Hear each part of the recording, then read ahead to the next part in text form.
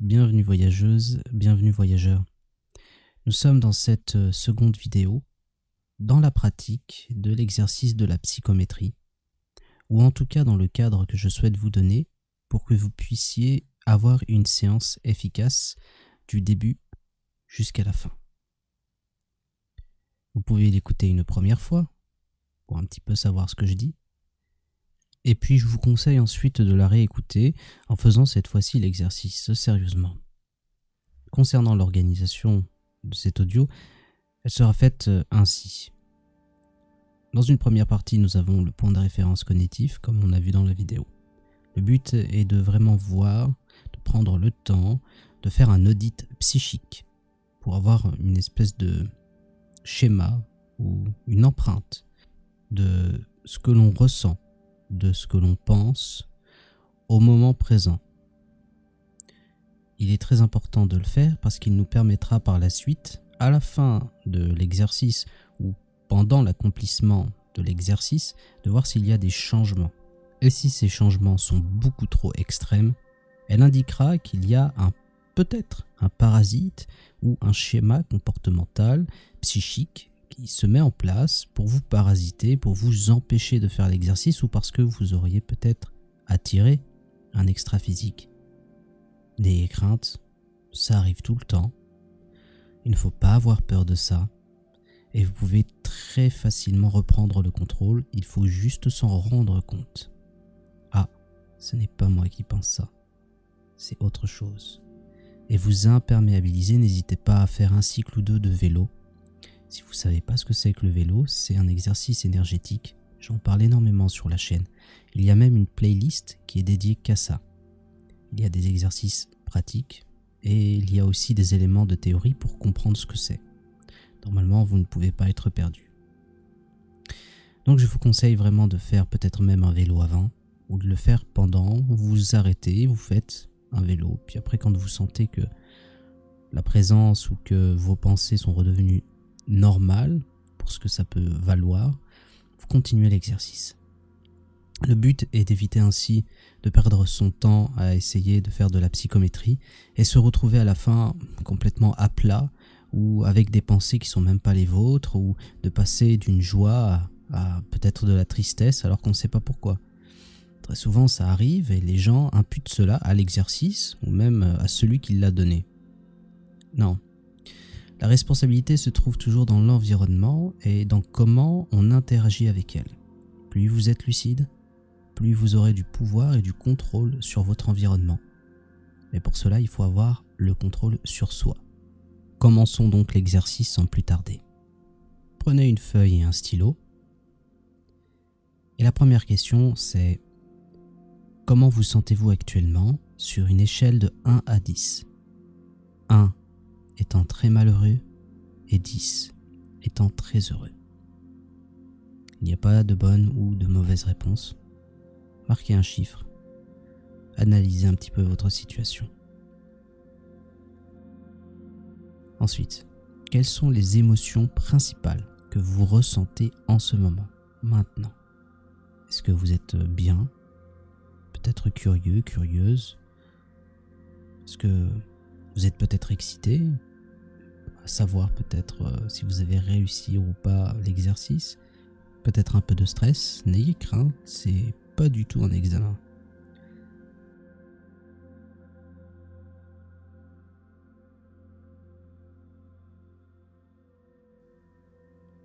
Mais du coup, est-ce que vous pouvez identifier la source de ces émotions?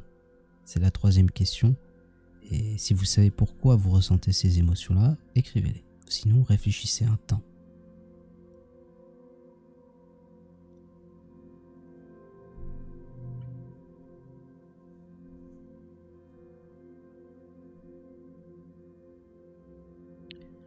À quoi pensez-vous fréquemment ces derniers temps? Par exemple cette semaine, ou ces quelques jours, ou aujourd'hui. Est-ce qu'il y a eu une pensée obsessionnelle? Qui peut venir de vous d'ailleurs, on s'en fiche. On veut juste savoir, que vous sachiez vous d'ailleurs, si vous êtes conscient d'avoir une obsession ou pas. Par exemple, pour moi, mon obsession du moment, c'était les smoothies et les recettes de smoothies. Vous voyez, Rien de cosmique, quelque chose de banal.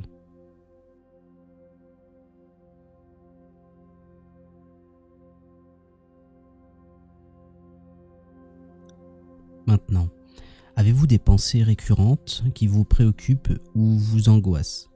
C'est la même question mais orientée différemment. Il se peut qu'il y ait quelque chose, il se peut qu'il n'y ait rien du tout. S'il n'y a rien, ne vous forcez pas à répondre à les questions.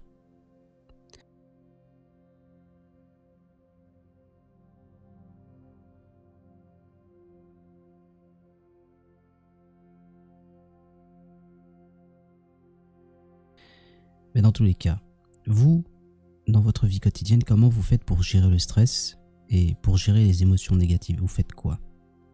C'est bien de savoir, parce que peut-être vous avez des choses qui sont déjà mises en place, des respirations, des petites méditations à faire assez rapidement.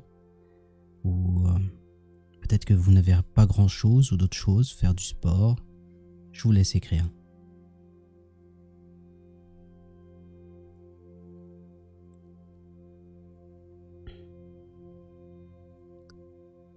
Maintenant, vous avez votre point de référence cognitif. C'est très bien. Gardez ce papier-là, vous en avez conscience maintenant. Vous avez répondu à toutes les questions. C'est ce que vous ressentez. Ce sont vos émotions actuellement. Donc je répète, si cela dévie pendant l'expérience ou après l'expérience de façon beaucoup trop extrême, c'est qu'il y a un souci. Et s'il y a un souci, c'est pas grave. C'est juste que si ça ne fonctionne pas, c'est peut-être à cause de ça. Qu'il faudra prendre des mesures. Vous pouvez faire le vélo. Vous pouvez utiliser n'importe quelle technique de purification qui vous plaît. Il n'y a pas de bonne ou de mauvaise façon. Vous pouvez très bien brûler de l'encens, allumer une bougie, faire une prière.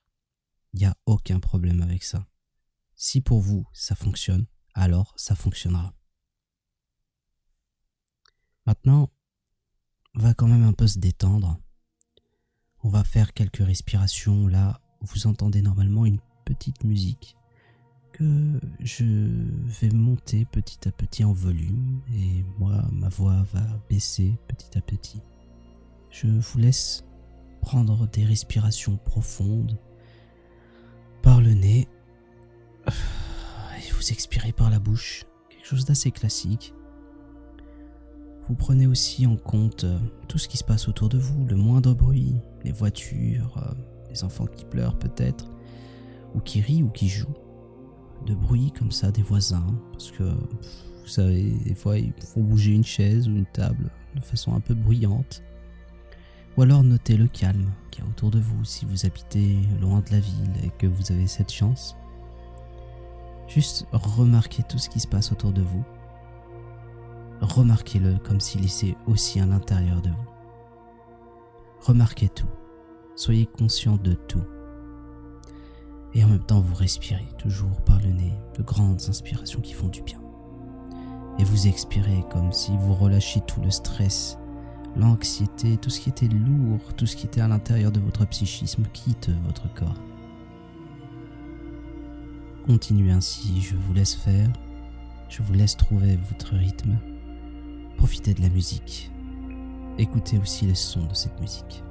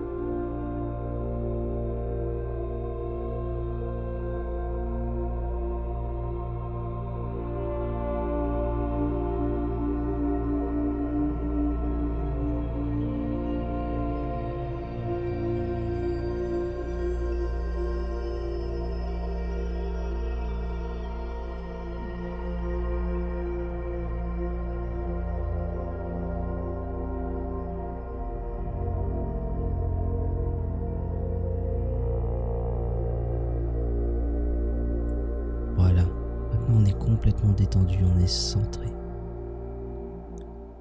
Et si vous avez fermé les yeux, vous pouvez les ouvrir. Et si vous avez toujours eu les yeux ouverts, gardez-les ouverts parce que sur l'écran de la vidéo YouTube, maintenant apparaît une photo de la boîte. C'est son apparence telle qu'elle est actuellement. Elle n'a pas bougé. Elle est là depuis plusieurs jours. Elle a eu suffisamment d'empreintes et de force pour permettre une lecture. Parce qu'à l'intérieur se trouve un objet. Mais notez la boîte. Notez peut-être tout simplement sa matière, cette espèce de tissu.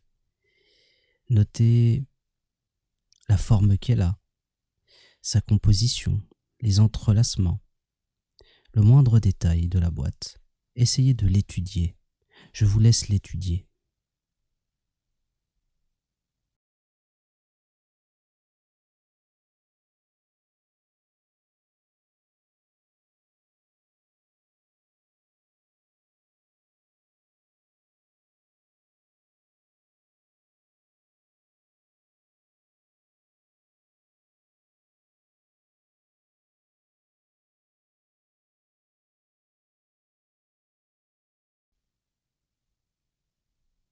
Maintenant, essayez de ressentir de façon kinesthésique ce que ça fait que de toucher cette boîte, comme si vous pouviez la toucher. Ressentez un petit peu les fibres de la boîte.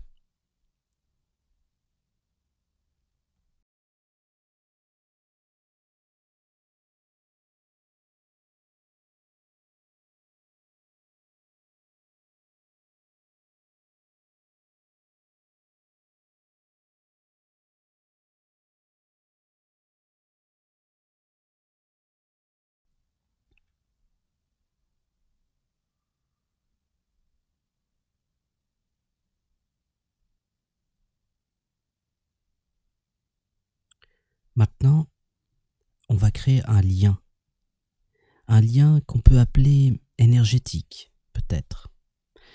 Le mot ne s'y est peut-être pas, peut-être qu'il est juste, je ne sais pas. Mais on va essayer de créer un lien psychique entre nous et cette boîte, pour savoir ce qu'elle contient. Comme si vous alliez lui demander, qu'est-ce que tu as à l'intérieur? Est-ce que tu peux me le dire? Mais pour ça, il faut créer un pont, parce que sinon l'information ne pourra pas circuler. C'est comme si vous construisiez une autoroute pour justement que vous puissiez emprunter, transférer une partie de vos sens pour rapatrier l'information. Donc, regardez la boîte, toujours, et avec votre main gauche ou avec votre main droite, vous allez faire un peu comme les magiciens, vous allez l'approcher de l'écran sans le toucher. Et vous allez penser à votre main. Vous allez sentir peut-être là déjà tout de suite quelques fourmillements, comme s'il y avait une activité suite justement parce que vous avez émis une intention et une attention sur vos mains.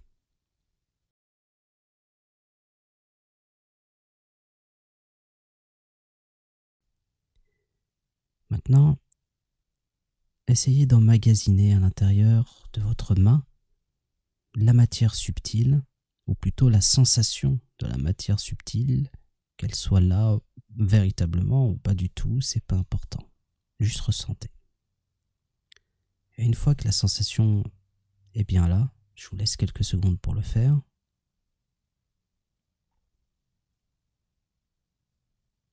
Voilà. Maintenant, vous allez émettre des vagues, comme si l'énergie pulsait. Et qu'en pulsant, à chaque fois, elle formait une espèce de cordon, un lien entre votre main et la boîte.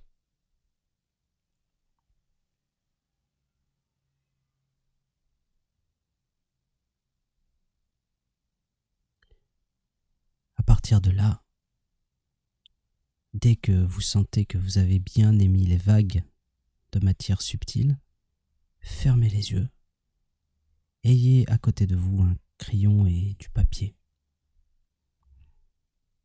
maintenant, dans le silence des sons que je vais vous mettre, un son qui correspond à un bruit rose, un son chaotique qui justement vous aidera peut-être à avoir des images, des sensations ou tout simplement la main qui va dessiner pour vous l'objet qui est à l'intérieur.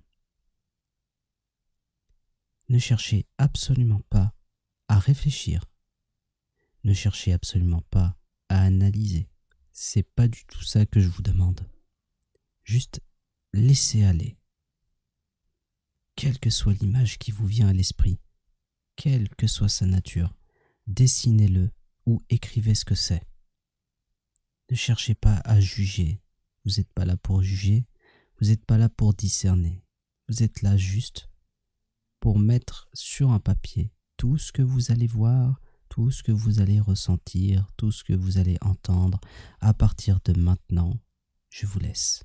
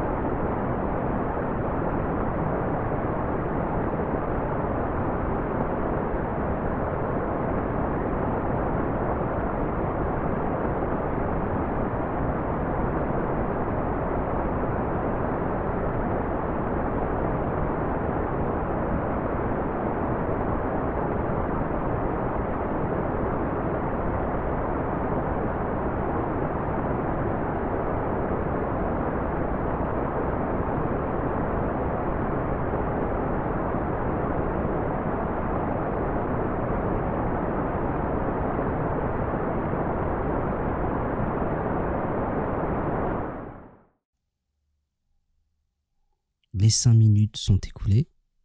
5 minutes où vous avez eu l'occasion, normalement, d'avoir gratté un petit peu le papier. Félicitations d'ailleurs pour avoir réussi à aller jusqu'à la fin de cet exercice. Merci vraiment à vous. Et vous pouvez diffuser le résultat en dessous dans le commentaire de la vidéo ou alors dans l'onglet communauté comme je l'avais indiqué. Si vous êtes sur Discord, vous pouvez prendre peut-être en photo la feuille de papier et le mettre dans le canal approprié. Le canal dédié justement à l'atelier psychométrie. Dans une semaine, je vous donnerai la réponse. Merci encore, en espérant que cela vous a aidé. C'était le voyageur de la conscience. À bientôt pour un autre exercice.